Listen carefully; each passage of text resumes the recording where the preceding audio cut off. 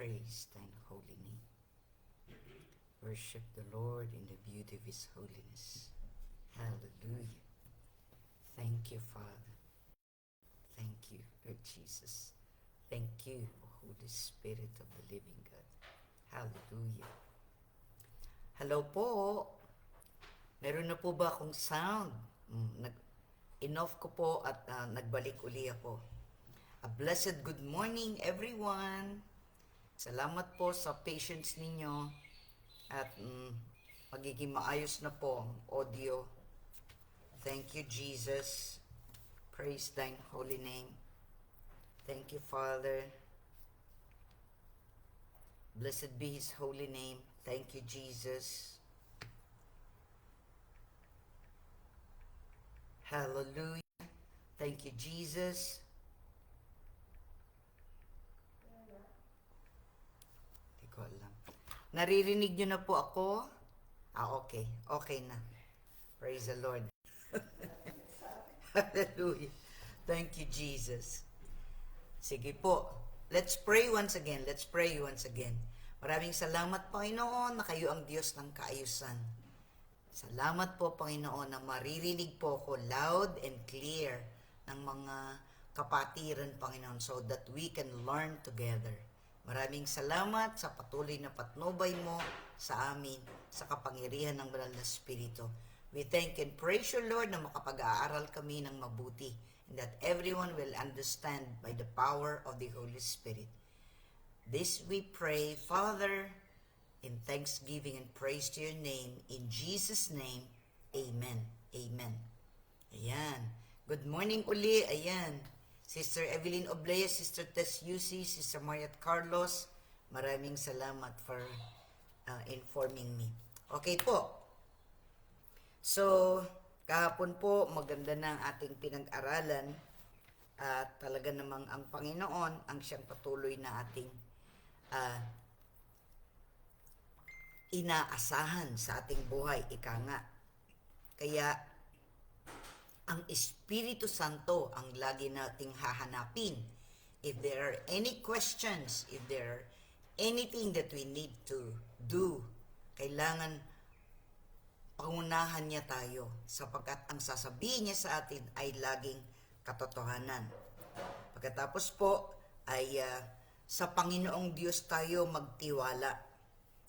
Sa Kanya tayo magtiwala. Diba? Na-discuss na po natin yan ng mabuti kahapon. At patatagin natin ang ating paniniwala at umasa tayo sa Kanyang kalinga. At nabanggit ko rin na ang kalaban natin, ang dyablo, gusto niya minamadali natin lahat ang ating mga desisyon. Kasi pag tayo nagmamadali, mas maraming pagkakataon tayo magkakamali. Kaya nga, dito po sa Kawikaan, ito po yung verse natin ngayon. Kawikaan, chapter 15, verse 22. Kawikaan, chapter 15, verse 22. Ayan. Sister Novi Zaratan, ayan, magandang umaga rin sa iyo. Ayan po. Kawikaan, chapter 15, verse 22. Nakalagay po dito. Ang isang balak na mabilis ay di pakikinabangan. Ngunit ang planong pinag-aralan ay magtatagumpay. Kaya nga po, dito, ang planong pinag-aralan ay magtatagumpay. Hindi magiging padalos-dalos sa mga desisyon. Marami po ang nagkakaroon ng pagkakamali sapagkat they decide by their emotion. They decide by what they think. Kahapon po, diniscuss na natin yan. Kailangan po we are led of the Spirit of God. Tayo ay pinangungunahan ng Banal na Espiritu. Let us ask Him. Humingi tayo ng tulong at patnubay. Siyempre, sa pangalan ng ating Panginoong Jesucristo yun. Sa ating buhay, marami ang mga taong naging padalos-dalos at pagkatapos noon ay nagsisisi sa kanilang ginawa. Pero tapos na, wala na silang magagawa. Kaya nga, ang isang mananampalataya ay hindi nagmamadali sapagkat ang laging sinasabi sa atin ng Panginoon, they that wait upon the Lord shall renew their strength. Maghintay tayo, huwag tayong nabibigla kaagad. lalo na sa mga major decisions ng ating buhay, kailangan talaga natin ang patnubay ng Panginoon. In all thy ways, di ba? Lagi naman niyang sinasabi, trust in the Lord with all thine heart. Yan po ay gasgas na sa atin yan. Lagi natin pinag-aaralan yan. Ang sabi doon sa Kawikaan chapter 3, verse 5, kay Yahweh ka magtiwala buong puso at lubusan, at huwag kang mananangan sa sariling karunungan. Siya ay sangguniin sa lahat mong mga balak, at kanya kang itutumpak sa lahat ng iyong lakad. Huwag mong ipangahas ang iyong nalalaman. Matakot ka sa Diyos, lumayo sa kalikuan. Sa gayon, ikaw ay lalakas at magiging matatag. Mawawala ang tiisin, gagaling ang iyong sugat. So ito po yung payo, sa atin na magtitiwala tayo sa Diyos. Tayo mananampalataya, so meron tayong sinusunod. Ang sinusunod natin ay ang ating Panginoon Kristo. Come follow me, sabi niya, be my disciples. Tayo ay tagasunod ng ating Panginoon Kristo. So kung tayo tagasunod, ibig sabihin nun sa ating pang-araw-araw na buhay, sumusunod pa rin tayo sa Kanya kahit na anong bagay na ating ginagawa. Kaya sabi niya, kay Yahweh ka magtiwala. Sa Diyos tayo magtitiwala. Sa ating Panginoon. Huwag sa ating sariling karunungan. Sinabi na niya dito, huwag kang mananangan sa sariling karunungan. Sinabi na niya, sangguniin mo siya. Ikaw ay kanyang itutumpak. Huwag mong ipangahas ang iyong nalalaman. Malinaw na malinaw po yan na sinasabi ng Panginoon sa atin. Kaya dito sa Kawikaan 15:22, doon natin nabasa kanina, ang isang balak na mabilis ay di pakikinabangan. Ngunit ang planong pinag-aralan ay magtatagumpay. So, planuhin mo muna yon. Tapos, isang guni mo yan sa Panginoon. Panginoon, tama po ba ito? Is this the way? Kaya nga po, tayong mananampalataya, hindi magiging parang siso yung ating buhay. Hindi po ganoon. Gusto ng Panginoon, steady lang tayo. Tuloy-tuloy lang tayong ganoon. Ayaw ng Panginoon na tayo parang siso. Minsan mapatas, minsan mapababa. Pag ganyan-ganyan. Hindi po ganoon ang gusto ng Panginoon. Hindi yung siso. Alam niyo po yun? Yung panglaruan ng mga bata. Sasakay ka dun, siya rin. Tapos tataas, papababa kayo ganun. Ang buhay po mananampalataya, hindi pa ganyan-ganyan. Gusto ng Panginoon, diretso lang tayo. Kaya mahalaga po na sa ating mga desisyon, lalo na kung ikaw ay isang kabataan, ang pag-aasawa, yan ay pinag-iisipan. Hindi yan nagiging padalos-dalos. Kaya marami ang mga mali-mali, nagkamali-mali ang buhay dahil sa hindi isinangguni sa Diyos ang kanilang mga desisyon. Ika nga. Excuse me. Hindi nila isinangguni sa Panginoon kung ano yun. Kahit na ano yung pandama mo, hindi lang yung pandama mo. Kailangan mong hingin sa Diyos kung iyon ang nararapat. Number 1 po ang Panginoon. Pangalawa, kung sino man magiging lifetime partner natin, we ask it from the Lord. At pangatlo, ay yung mga trabaho natin, kung anong kurso ang ating kukunin. Mahalaga po yan. So, that is the order, ika nga. Ang Panginoon muna nauna, at pagkatapos, kung pag-aaral, sapagkat bata ka pa, ano bang kurso na kukunin mo kapag ikay nasa kolehiyo na, at lalo na, kung sino ang yung magiging lifetime partner. Talagang iyan po ay itinatanong sa Panginoon. We have to pray a lot over that.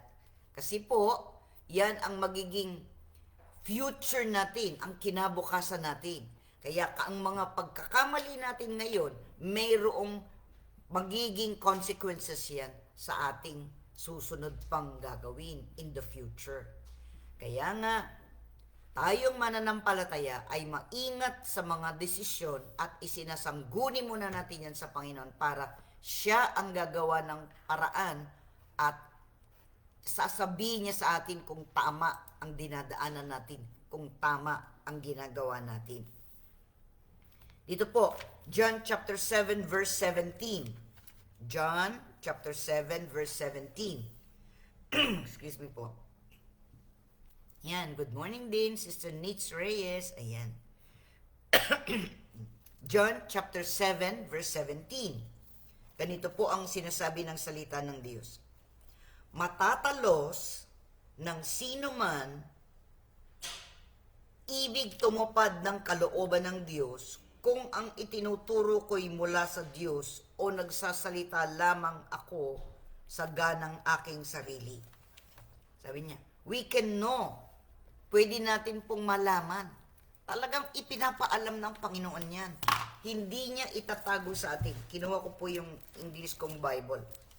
John chapter 7 verse 17. Tignan po natin kung ang sinasabi sa wikang English. John chapter 7 verse 17. We will know, sabi niya. Kaya nga, ang isang mananampalataya ay hindi mali-mali sa kanyang buhay. Merong direksyon ang kanyang buhay. Tingnan po natin ang sinasabi sa wikang English. Sabi po, if anyone wants to do his will, ibig sabihin patungkol sa Diyos, he will know whether the teaching is from God or whether I am speaking on my own. Sinasabi po ang Panginoon Kristo sa mga tao, sapagkat maraming mga tao hindi naniniwala sa Kanya. Hindi nila mapag-isip na ang Diyos ay nagkatawang tao. Kaya po nagkakaroon ng ganyang confusion, ika nga. Dahil sa lumang tipan, mayroon pong dalawang prophecy. Ibig sabihin nun, yung unang pagdating ng Panginoon at pangalawang pagdating ng Panginoon. There is a first coming, there is a second coming. So yung mga propeta, kung ano ang leading ng Panginoon sa kanila, yun ang sinabi nila. Kaya, ang ini-expect, ang inaasahan ng mga Israelita o mga Hudyo nung panahon na yun na nandun ang Panginoon Kristo, ay yung paghahari. Hindi nila na kita yung pagiging tao muna ng Diyos, na nagkatawang tao. Bagamat sinabi yun sa scripture, sinabi nyo, ang babae, ang isang dalaga ay magkakaanak. There will be a virgin birth. So, hindi nila napagpantay, ika nga, kung alin ang una, kung alin ang pangalawa. Kaya nung ang Panginoon ay nagtuturo na sa kanila, nagtataka sila, sino ba ito? Merong nagsasabi, siya na nga ang Mesiyas. Yung iba naman sabi nila, bakit yan ay isang tao rin? Ito yung nanay niya, ito yung mga kapatid niya. So, nagkakaroon sila ng hindi pagkakaunawaan. Pero yung mga taong naghahangad talaga na naghihintay sa Mesiyas at nung narinig nila ang mga turo at pangangaral ng ating Panginoon Kristo, alam nila na ito na nga ang hinihintay nila. Pero yung ibang tao may hinihintay pa sila. Kasi ang hinihintay nila ay ang sila ay hanguin ng Panginoon sa ilalim ng mga Romans at that time. Yung merong maghahari sa kanila. Pero hindi nila alam, kailangan munang maghari ang Panginoon Kristo sa buhay nila. The kingdom of God has come, sabi niya. Ang kaharian ng Diyos ay narito na. And who is that? That is the Lord Jesus Christ. Kaya ini-explain niya ito dito sa John chapter 7. Kaya sabi doon, John chapter 7 verse 17, sabi niya, matatalos ng sino man ibig tumupad ng kalooban ng Diyos kung ang itinuturo ko'y mula sa Diyos o nagsasalita lamang ako ng saganang aking sarili. Yun ang kanyang in-explain sa kanila. So sa atin naman, sa pinag-aaralan natin ngayon, we will know the will of God. Malalaman natin. Alam na alam natin kapag ang isang bagay ay tugma. Ipaaalam sa atin yan ng banal na Espiritu. We know that we know that we know. Ika nga. Walang pagsala. There will be confidence sa iyong puso kapag yan ang direksyon na inilalagay ng Panginoon. Walang confusion, walang di pagkakaunawaan, and all things will work together. Kapag ang mga decision natin ay hindi naaayon sa salita ng Diyos, may mga gaps, ika nga. Merong parang kulang, bakit hindi ito fitted? Kumbaga sa crossword puzzle, di ba? Yung mga bata, nag-aano ng crossword puzzle. Parang hindi lapat. Merong hindi lapat. Kaya nga, pag tayo nagdedesisyon, hingin natin sa Panginoon na ang lahat ng bagay ay ipauunawa niya sa atin upang hindi tayo magkakamali sa ating mga desisyon. Kung minsan, kahit na kung saan ka magtatrabaho, aling kumpanya ka mag-a-apply, siyempre, ang una mong ginagawa, ang natural na tao, mag-a-apply yan sa mas marami. Diba? Hindi ka lang naman isang mag-a-apply ng trabaho. Halimbawa, lalo na ngayon, puro online na. Puro na lang lahat sa online. Ipapadala mo yung CV mo, gagawin mo lahat yan, ilalagay mo lang ng online. Pero syempre, hindi ka lang aasa sa isa. Ikaw ay naglalagay o nagpapasa ng iyong CV o biodata sa iba't ibang kumpanya. Para kung merong maggumusto sa iyong mga kakayanan, ay tatawagan kanila for interview. Diba? Ngayon, sa dami ng mga yon, natural mananalangin ka, Panginoon, pinagagamit din ng Panginoon ng ating kaisipan. Pinagagamit niya yan, kaya binigyan tayo niyang isip. Binigyan niya tayo na we ask first, di ba? Humihingi muna tayo sa Panginoon. Tapos we seek, naghahanap tayo. Then we knock, kumakatok tayo. So there are 3 ways na sinasabi ng Panginoon. Ask and it shall be given unto you. Di ba? Sabi niya. Seek and you will find. Knock and the door will be open. Kaya nga, sa ating mga desisyon, we have to ask the Lord, Lord, alin ba ang karapat-dapat? Sino ba? Saan kumpanya? Halimbawa, naghanap ka ng trabaho. Saan kumpanya ako mag-a-apply? Siyempre, kung ano yung linya ng pinag-aralan mo, doon ka mag-a-apply. So, kung accountancy ang natapos mo, natural sa mga accounting firm, doon ka rin magtatrabaho. O kaya, sa mga malalaking kumpanya, sa accounting department, halimbawa. Kung minsan marami kang a-applyan, para sa ganon, meron kang mga ibang choices, hindi ka lang naghihintay sa isa, di ba? Pero ipinapanalangin mo, Panginoon, salamat po, bibigyan niyo ako ng trabaho. Ipagkakalob niyo sa akin ang nararapat para sa akin, yung kayo ang naglagay sa akin doon. We have to say it to the Lord kung anong gusto natin. At kung itong nais mo, Panginoon, there'll be peace in my heart. May kapayapaan sa iyong puso that you're going into the right direction. Kasi, ililid tayo ng Panginoon. He will lead us. Pangungunahan niya tayo. Not our emotion, not our mind, but the Holy Spirit will tell us exactly what to do. Naalala ko po, nung ako ay unang binigyan ng trabaho ng Panginoon at naging maayos po yun. Pero nung pinadala na nila ako sa Maynila, bagamat promotion, later on, sabi ko, Lord, ayoko po ito. Kahit nga ba promotion ang aking pinuntahan, pero napalayo ako sa kailangan kong gawin. Noon, nag-aaral ako sa paaralang Biblia, natigil ako dahil doon. Hindi na ako maka-attend ng pag-aaral dahil kailangan umaalis na ako ng linggo ng hapon. Every week umuuwi ako, hindi naman ako nag-i-stay sa Maynila. Pagkatapos ng 5 days of work, Sabado-Linggo, uuwi ako sa Porac, sa Santa Cruz, Porac. So, uuwi ako. Ngayon, babalik na naman ako doon, Sunday afternoon. So, kung minsan, Friday evening, aalis na ako para nandun ako Saturday, Sunday. Sunday, mag-a-attend ako, tapos na naalis na ako ng hapon. This was before nung ako ay nagsimula na sa gawain. So, natigil ako. So, I asked the Lord, Lord, bigyan mo uli ako ng trabaho. Nabalik mo ako uli sa Pampanga. Doon ako magtatrabaho. So, ang dami kong in-applyan. Ang dami. Marami akong interviews na inano. Pero I asked the direction of the Lord. Ang sabi niya sa akin, fear not, huwag kang matakot, fear not, for I am with you. Yun ang sabi niya sa akin. Isaiah 41:10. Hinanap ko sa scripture. Inopen ko talaga yung aking Bible. Sabi ko, Lord, alin ba ang tama? Alin ba ang wasto? Para makabalik ako doon.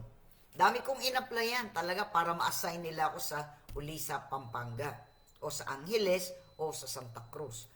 O basta kung saan malapit. Para sa ganoon, makapagpatuloy ako ng paaralang Biblia. And so I asked the Lord. Dami kong in-applyan. Alam niyo po, mayroong binuksan ng Panginoon. Nakakatuwa po, Panginoon. Ang dami kong in-applyan, pero parang hindi yon. Pero sabi niya sa akin, huwag kang matakot. Fear not, for I am with you.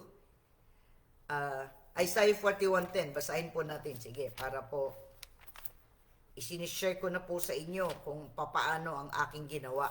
Para sa ganon, meron pong kayong ideya, ika nga. Ano po sabi ng Panginoon doon? Isaiah 41:10. Fear not, for I am with you. Yan ang sabi niya. Do not fear, for I am with you. Do not be afraid, for I am your God. I will strengthen you. I will help you. Yan ang sabi niya. I will strengthen you. I will help you. I will hold on to you with my righteous right hand.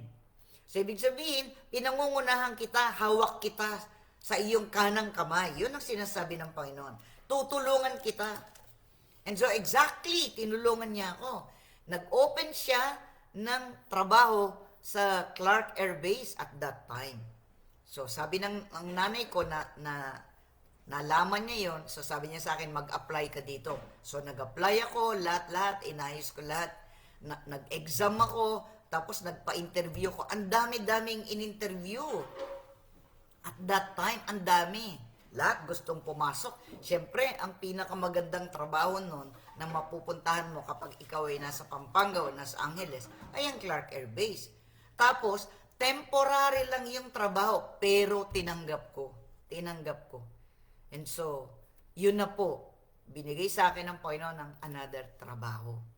Yeah, every step of our life, bawat hakbang ng ating buhay, malalaman natin ang direksyon. Ang dami kong in-applyan, pero hindi yon. Pero nang nagbukas ang Panginoon ng isang bagay, yun, nag-apply ako, nag-exam ako. I remember nung nag-e-exam na ako ng typing lessons. Magta-type kang ganun. Nanigas pa nga yung kamay ko. Sabi ko, Lord, bakit tumigas ang kamay ko? Tulungan mo ako, Lord. Sabi ko, kailangan akong makapasa.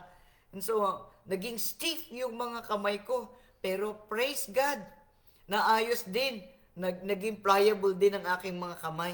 Hanggang pasado ako lahat sa iba't ibang mga exams. Kaya purihin ang Panginoon. The Lord will surely lead us. Pangungunahan tayo ng Panginoon. Kaya nga, ang sabi niya sa atin in John chapter 7, doon sa sinabi niya na malalaman mo, sabi niya, matatalos ng sino mang ibig tumupad ng kalooban ng Diyos kung ang itinuturo ko'y mula sa Diyos o nagsasalita lamang ako sa ganang aking sarili. Bagmat yung ibang part nitong verse 17 na ito, ito naman ay patungkol sa pakikipagtalastasan ng mga tao sa ating Panginoon Kristo. Pero ang mahalaga sa atin dito, matatalos ng sino mang ibig tumupad ng kalooban ng Diyos kung ay tinuturo ko ay mula sa Diyos o nagsasalita lamang. So malalaman natin, ipaalam natin na talaga ng Panginoon. So nung nakabalik na ako, nag-aral uli ako. So imbes na first batch ang aming nag-graduate ako on the second batch. At pagkatapos nun, doon na nagsimula ang gawain. Doon na. sa Santa Cruz. Kaya 43 years ago na yon. Kaya alam niyo po, napaka-crucial, sabi niya, napaka-importante ng mga decisions natin that will lead us to where God will take us where we are now. So, kung ano ang alam ko ngayon, kung ano ang kakayanan ko ngayon is because I have decided a long time ago to follow Jesus, no turning back, no turning back. Kapag tayo talagang nagdesisyon, nasusunod tayo sa Panginoon, that is the decision we have to make. Yun ang decision natin, na tayo ay susunod sa Panginoon. Then the Lord will establish our steps. Alam na ng Panginoon ang lahat ng bagay nito. Pero ang ibig ko sabihin, mararanasan mo na ang Panginoon step by step ng iyong buhay. Kaya nga, yung mga bagay na itinuturo ko sa inyo ngayon ay naranasan ko na yan. Even a long time ago. Kaya ako'y nagagalak, nagpapasalamat sa Diyos na ngayon na ituturo ko ang salita ng Diyos at naipapahayag ko rin ang aking karanasan sapagkat ang Diyos ay Diyos na mabuti. Kapag hinahanap natin siya, if you seek me, you will find me when you seek for me with all your heart. Totoong totoo, gagawin niya ang plano niya para sa buhay mo.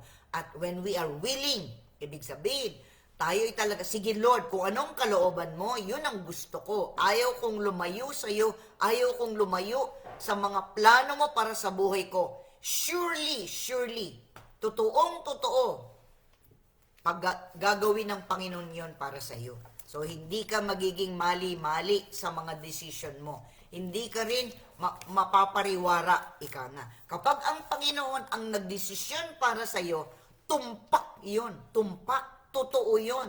Hindi magkakaroon ng maraming problema kapag ang Diyos ang nagbibigay ng paraan o ng plano niya at ito'y sinunod mo, magiging masaya ka all the days of your life. At habang ika'y nabubuhay, may kagalakan ka, may kapayapaan ka, sapagkat sinunod mo at patuloy na sinusunod ang kalooban ng Panginoon. Kaya nga, we should be led of the Lord. Pangunahan tayo ng Diyos. Huwag yung sarili natin.